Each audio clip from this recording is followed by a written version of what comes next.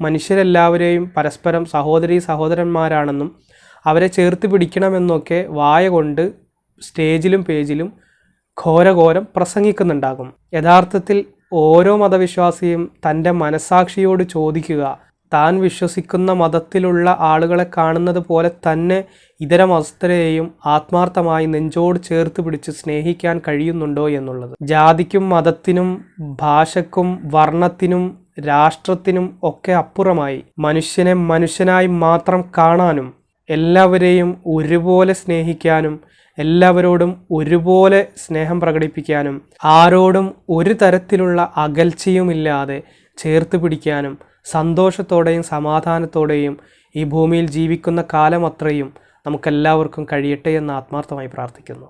Thank you.